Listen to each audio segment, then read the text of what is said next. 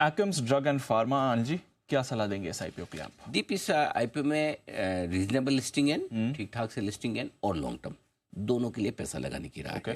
है। रीज़न मैं आपको बता दूं, जी। वैसे इशू की जो प्राइस है वो 679 रहेगी ऊपरी बैंड पर। यहाँ पर आपको लिस्टिंग एंड के लिहाज से भी पैसा लगाना है और लॉन्ग टर्म के लिहाज से भी। क्यों? एक्सपीरियंस प्रोमोटर्स हैं, इस बिजनेस में लंबे समय से हैं और बिजनेस अच्छे से जानते हैं, समझते हैं। और दूसरा है कि कंपनी जो सीडीएमओ बिजनेस है, फार्मा कंपनी को जो सप्लाई करने का काम करती है अपने प्रोडक्ट्स, इसमें ये लीडिंग प्लेयर है और मार्केट लीडर है। और उनका मार्केट शेयर बहुत ज़बरदस्त है अपने पर्टिकुलर प्रोडक्ट्स में। वो इनकी प्राइसिंग पावर भी दिखाता है। आर&डी पर कंपनी का लगातार फोकस है, जिससे इनको प्राइसिंग पावर मिलता है, नए प्रोडक्ट्स इंट्रोड्यूस करने का मौका मिलता है।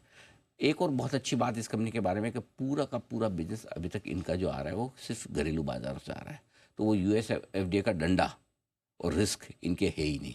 अभी तक ये अमेरिका में बिल्कुल एक्सपोर्ट नहीं करते हैं, ज़ीरो। यूरोप में अब शुरू कर रहे हैं, ठीक है। तो यूरोप भी रेगुलेटेड तो है, लेकिन उतना नहीं जितना अमेरिका का ज़्यादा इशू होता है। सो ओवरऑल अच्छी बात यह है कि घरेलू बाज़ारों में लीडरशिप है।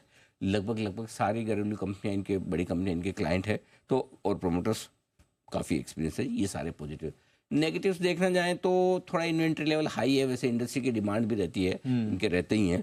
दूसरा है कि लो मार्जिन बिजनेस है। इस सीडीएमओ बिजनेस में बड़े मार्जिन आप फ्लक्चुएट नहीं रहे। क्या है, अगर ये ड्रग्स अगर आप कोई बनाते हैं आर&डी करके, वो दवाई बनती है तो उसमें मार्जिन बढ़ जाते हैं।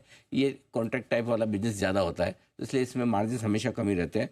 अब एक और इंटरेस्टिंग चीज़ है, एपीआई बिजनेस में ये एंटर कर रहे हैं, जहाँ पर कंपटीशन ज़्यादा है। फिलहाल जब भी इन्होंने शुरू किया, अभी इनिशियल स्टेज पे है, रेवेन्यू बहुत ही कम आता है, तो वो थोड़ा सा लॉस मेकिंग है। उम्मीद करते हैं आगे चलते हुए बड़ा बनेगा, लेकिन ये नए बिजनेस में एंटर कर रहे हैं, वो हल्की सी रिस्क अगर आप लेना चाहें तो वो है।